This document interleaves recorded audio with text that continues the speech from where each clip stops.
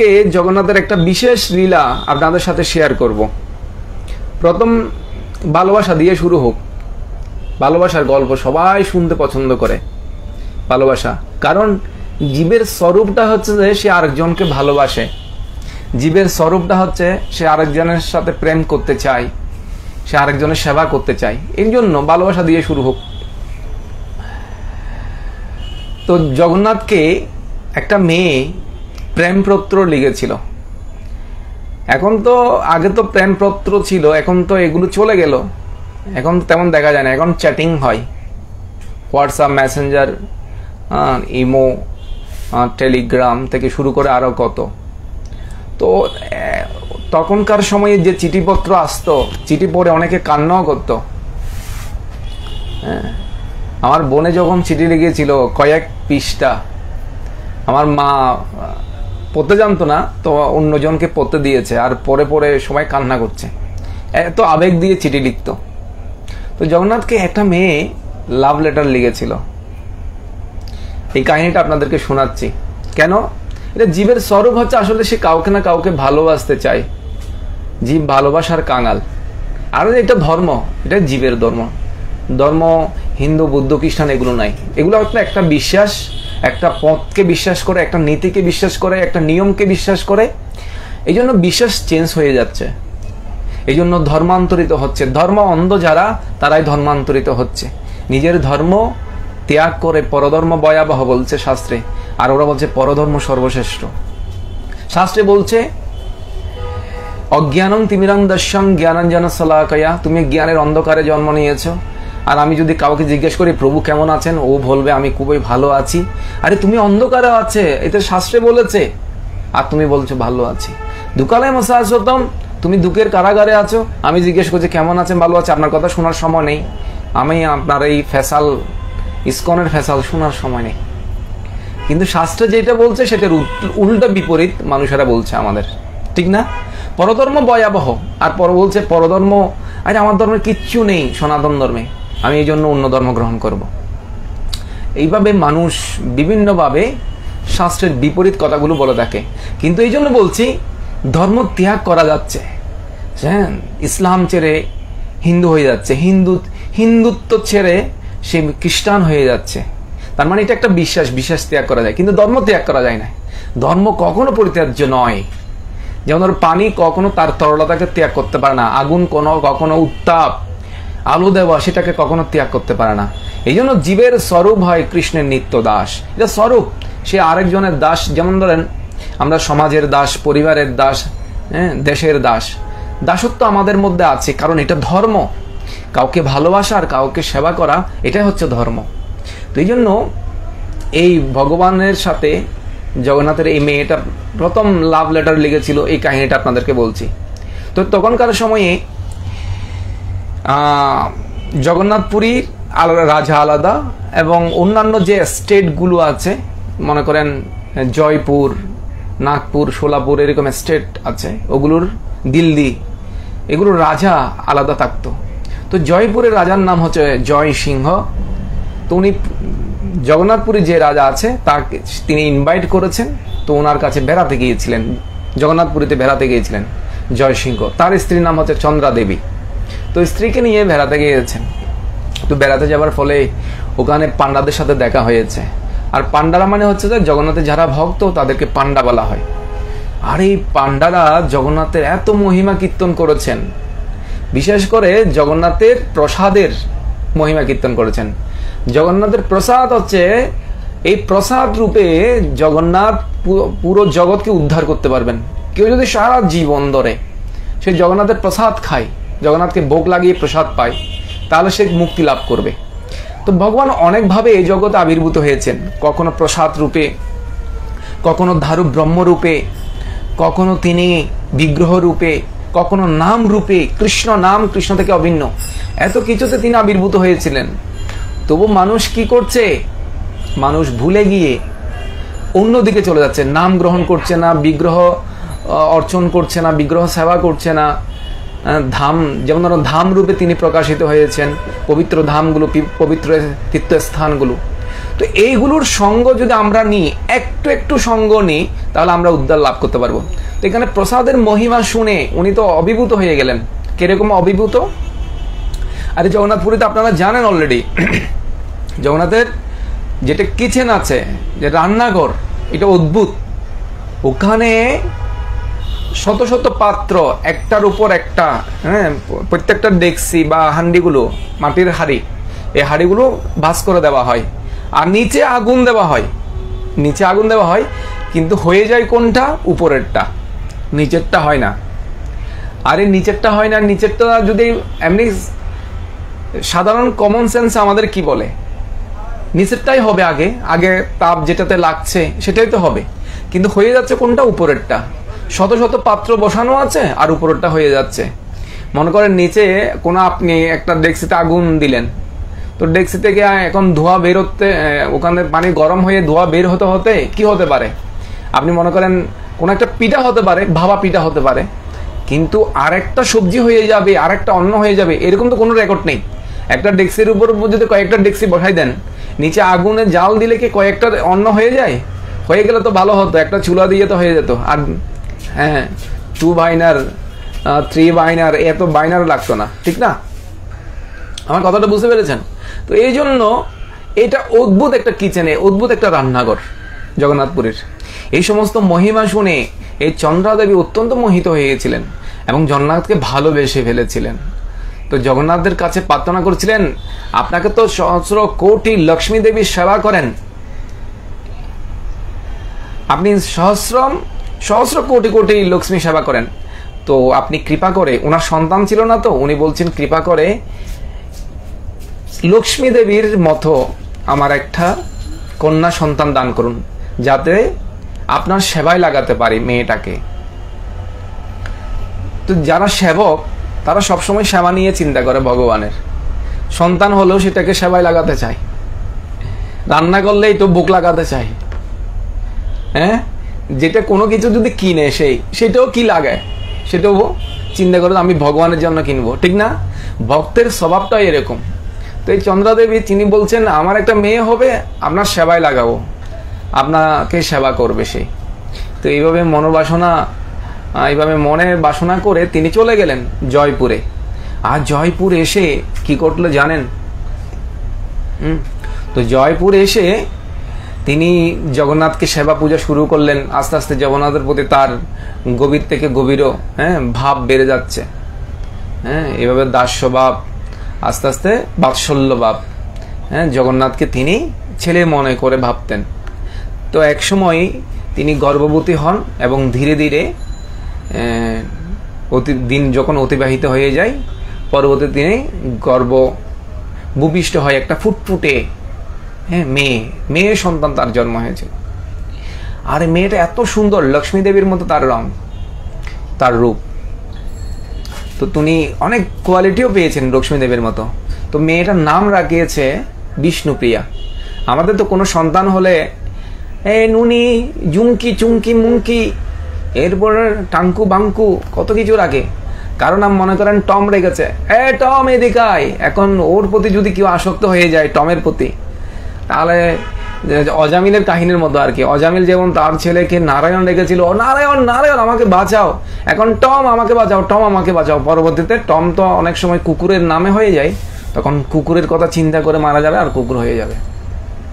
তো এই জন্য মেয়েটার নাম রেখেছি বিষ্ণুপ্রিয়া। কত সুন্দর নাম, বিষ্ণুপ্রিয়া। এখন বিষ্ণুপ্রিয়া এইভাবে দিন দিন বড় হতে থাকে। কিন্তু একটা কঠিন রোগে আক্রান্ত হয়েছিলেন চন্দ্রাদেবী। এই চন্দ্রাদেবী যখন কঠিন রোগে আক্রান্ত হয়ে যায়, তিনি অসুস্থ হয়ে বেডে পড়ে থাকে। তো পরবর্তীতে একজন পান্ডা যখন ওখানে আসে, তো পান্ডা এই প্রসাদ নিয়ে আসে জগন্নাথের, আর জগন্নাথের প্রসাদ পান। আর পুরো রাত ভরে জগন্নাথকে কান্না করে করে প্রার্থনা করেছিলেন, হে জগন্নাথ, আমার মেয়েটা এখনো ছোট, আমার কিছু হয়ে গেলে আমার মেয়ের কি হবে, আমাকে কৃপা করুন।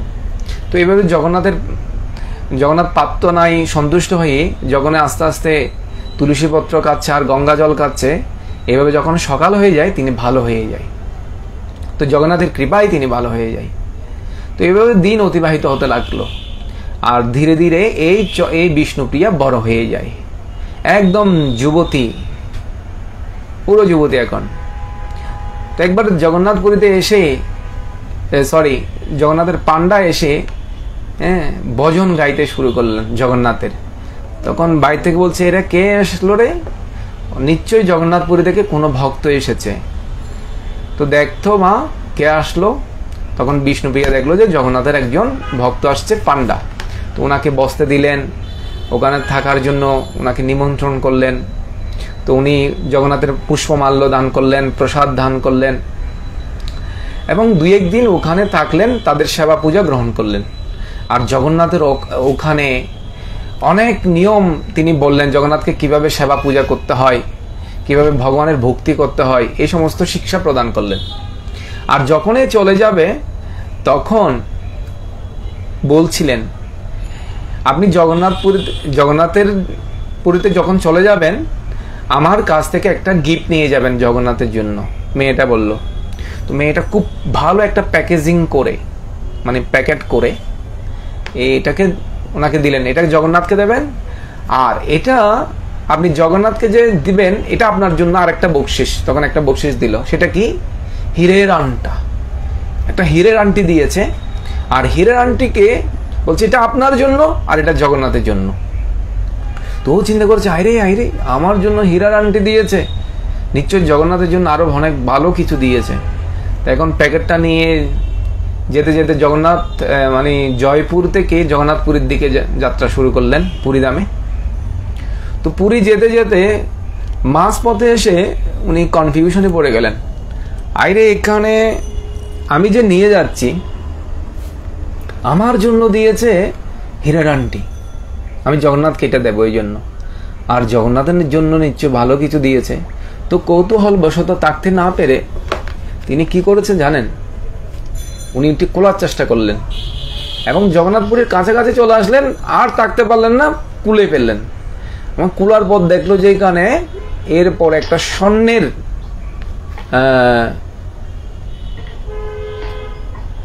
হরে কৃষ্ণ, যারা জুমে আছেন তারা একটু শব্দ কম করবেন, হরি বল। তো এখন কি হয়েছে, স্বর্ণের একটা আরো প্যাকেট করা আছে ওখানে ভিতরে, স্বর্ণের বক্স। ওই বক্সটাও আবার তিনি খুললেন, আরে স্বর্ণের বক্স আছে, নিশ্চয়ই এখানে বিষয় কোনো দামি কিছু হবে। তখন সেটা খুললেন, আর খুলে দেখলো যে একটা কাগজ, আর কাগজে একটা লেখা ছিল, তিনি বুঝতে পারেন নাই। তিনি এই তুচ্ছ জিনিস, এরকম ফালতু জিনিস কেউ জগন্নাথকে দান করে? আর একটা কাগজ, ও এটাকে তুচ্ছ জ্ঞান করে এটা ফেলে দিলেন। আর ওখানে জগন্নাথপুরীতে গিয়ে স্নান আদি করে জগন্নাথের পূজা শেষ করে তিনি শুয়ে পড়লেন রাত্রে। আর রাতে জগন্নাথ তার স্বপ্নে আসলেন, আর স্বপ্নে এসে জগন্নাথ সরাসরি একটা ঠাস করে একটা মারলেন, বেটা তোমারটা তো তুমি সুন্দর করে যত্ন করে রেখে দিয়েছ, হীরার আংটি পেয়েছো আর রেখে দিয়েছো, আর আমার জন্য যেটা দিয়েছে সেটা তুমি ফেলে আসছো। ও বলছে, মাই গড প্রভু, আপনাকে তো দিয়েছে একটা কাগজ, ওই কাগজের কি মূল্য আছে প্রভু? ওখানে কিছু দেয়নি। আর ওই কাগজের অনেক মূল্য, জানো না তুমি ওই কাগজে কি লেখা আছে? আমার নিকট প্রেমপত্র লিখেছে। আসলে ওখানে কি লেখা ছিল জানেন? লেখাটা হচ্ছে এরকম, রত্নাকর তব গৃহম গৃহিণী তব লক্ষ্মী, রত্নাকর তব গৃহম। হে জগন্নাথ, আপনার তো যে প্রাসাদগুলো আছে মণিমাণিক্য দিয়ে তৈরি, গৃহটা মণিমাণিক্য দিয়ে তৈরি, তবে গৃহিণী তব লক্ষ্মী, আর আপনার স্ত্রী হচ্ছে স্বয়ং লক্ষ্মী দেবী। কিম কিম ধয়া ঊর্ধ্বে ভবতে পুরুষোত্তমায়। হে পুরুষোত্তম ভগবান, আমি তোমাকে কি দিতে পারি? অনন্ত কোটি বিশ্ব ব্রহ্মাণ্ডের মালিক, আমি তোমাকে কি দিতে পারি?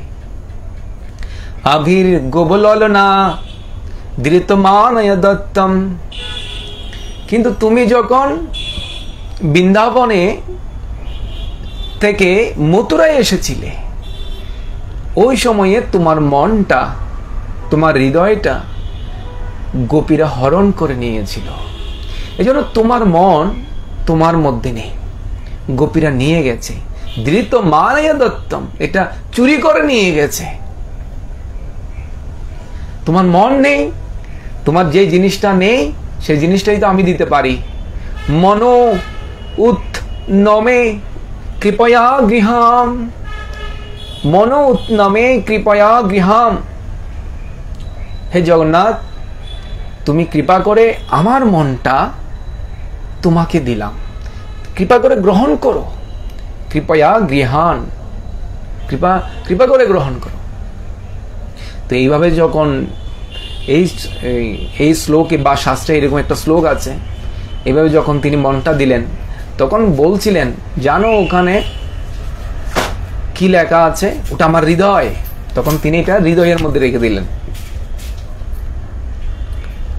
এরপরে সকালবেলা যখন জগন্নাথের মন্দির খুললো, দেখলো যে হৃদয়ের মধ্যে একটা এখানে কাগজ, হ্যাঁ, আর কাগজটা দেখে এই তো অবাক হয়ে গেল। আরে আমি ফেলে দিয়েছিলাম তুচ্ছ মনে করে, আর ওখানে একটা কাগজ আছে।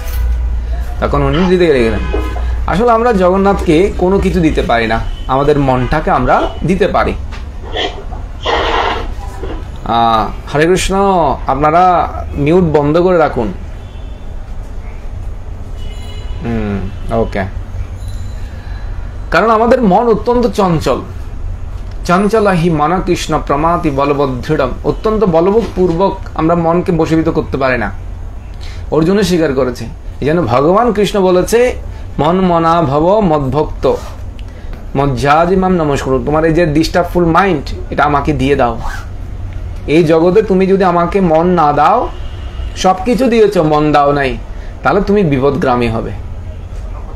হ্যাঁ, এই কয়েকদিন কালকে একটা ভিডিও আপলোড দিয়েছিলাম, একটা ভিডিও পেয়েছিলাম 30 সেকেন্ডের মতো।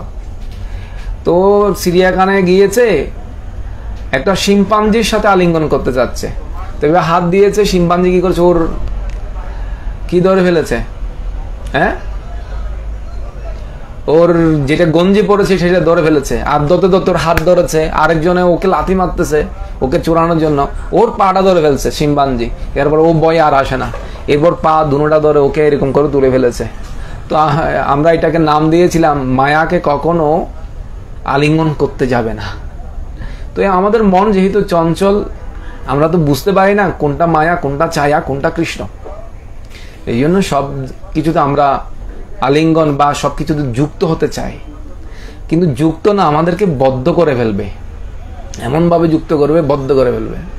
তো এই জন্য আমাদের মন যদি কৃষ্ণ সেবায় লাগাতে পারি, আর জগন্নাথের রথযাত্রায় যদি মন না থাকে, কনসাসনেস ভালো না থাকে, তাহলে কি হবে? তো এই জন্য বলছে আমরা যখন সেবা করব, সেবার যে মন মানসিকতা সেটা যেন সম্পূর্ণ, মানে ভগবানের প্রতি যেন সেবার মনোভাব প্রকাশিত হয়।